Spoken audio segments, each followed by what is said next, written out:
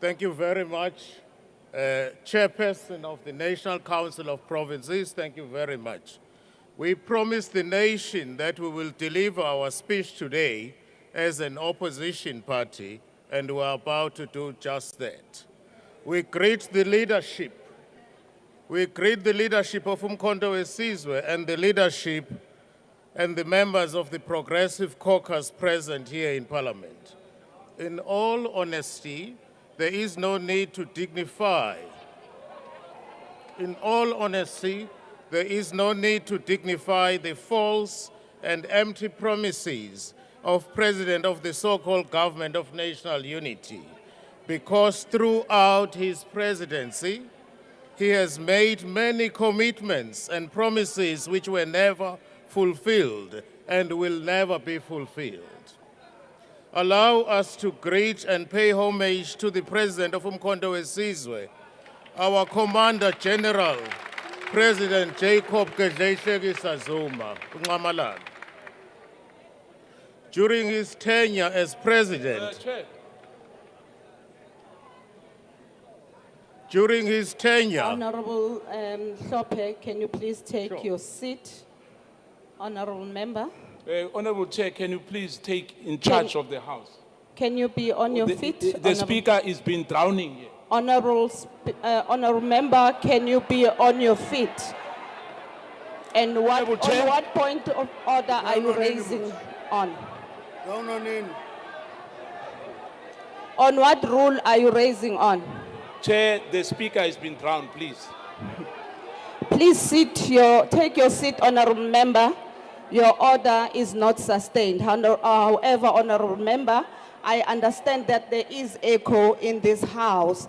Please, if we could try our level best to remain silent and allow the speakers to deliver their messages. Thank you very much. Over to you, Honorable Hlophe. Thank you very much. During his tenure as President and Head of State, President Zuma never told lies. He never claimed easy victories. President Zuma prioritized the work on the ground and delivered the services to our people. We take this opportunity as Umkhonto weSizwe. Honorable Hlophe, can you please take your seat? Honorable members, can we please allow the speaker on the podium to debate? Order, honorable members, can we please allow the speaker? Over to you, Honorable Hlophe. Thank you. We take this opportunity as Umkhonto weSizwe to state without any fear of doubt or contradictions by all measures and standards, President Jacob Zuma is the most successful president and head of state that South Africa has ever had.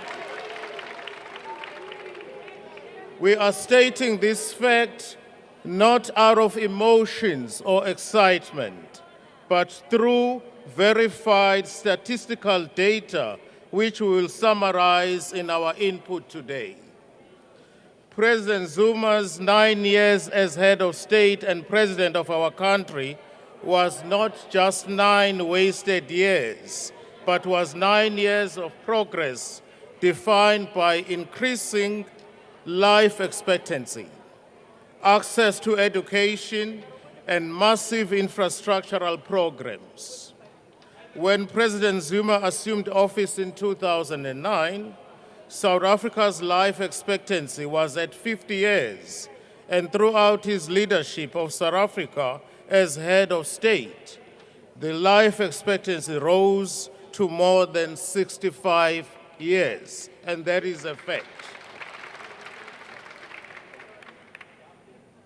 Furthermore, there is no doubt that the rising life expectancy under President Zuma happened due to clear government interventions which included heightened provision of antiretroviral drugs to those infected with HIV and AIDS.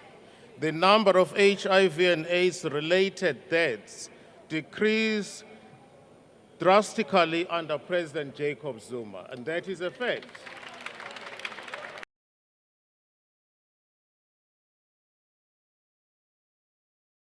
floor is not debating SONA, which is completely irrelevant to what the topic of discussion today is. Thank you. Honorable members, once again, I want to make this appeal. Can you please avoid drowning the speakers or attempting to make a dialogue when the speaker is on the floor? Can we please be orderly? Honorable Mohaule, your point of order is not sustainable. Can we allow Honorable Hlophe to continue? Thank you very much, Chairperson.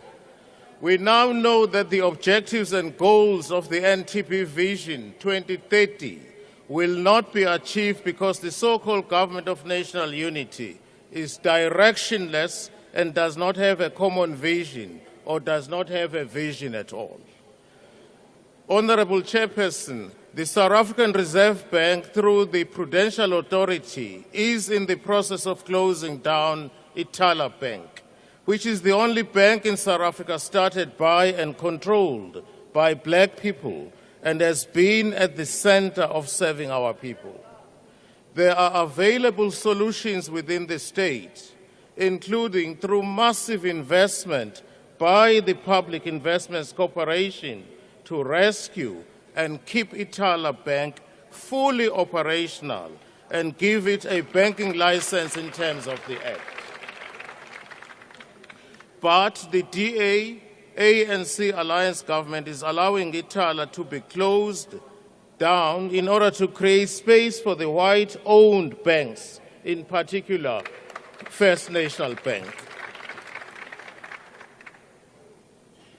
The Prudential Authority of the South African Reserve Bank continue to ignore the many bank violations of Capitec Bank, swept under the carpet the very fact that there is banking conglomeration in RMB, FNB, Discovery and Green Road banks which are owned by the same people, yet it rushes to close down Ithala Bank.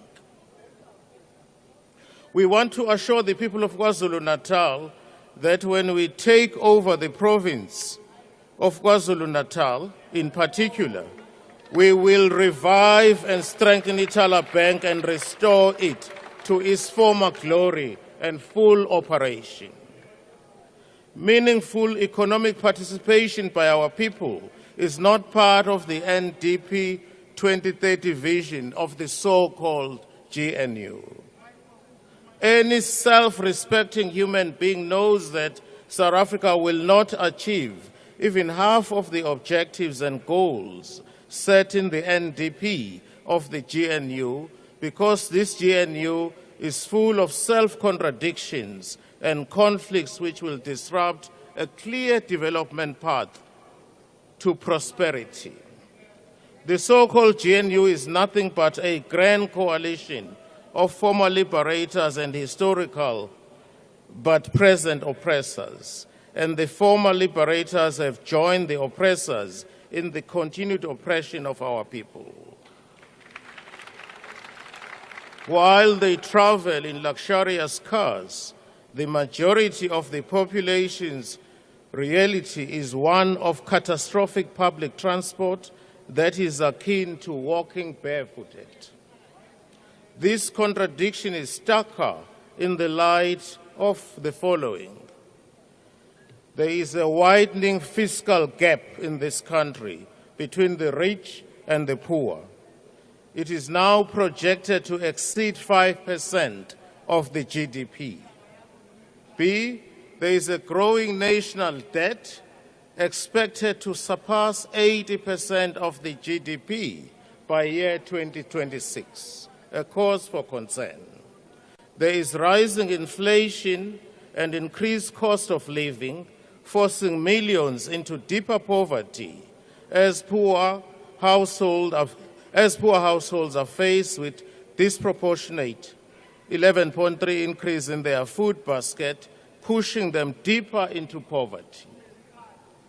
South Africa remains the most unequal country in the world, with a Gini coefficient of 0.63. The inequality gap between the rich and the poor is growing wider every day.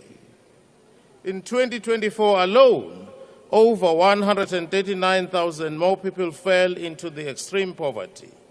Yet, despite previous commitments, the government has failed to introduce a basic income grant. The Social Relief of Distress, SRD grant, which provides critical relief to 8 million South Africans, remains uncertain and is likely to be ended in March this year. Informal settlements continue to grow, while state-funded housing projects still due to budget constraints that exist only on paper. Meanwhile, the rail system, a potential lifeline for working-class South Africans, remains broken, forcing reliance on expensive and unsafe alternatives. Government's failure to spend allocated funds is not just mismanagement.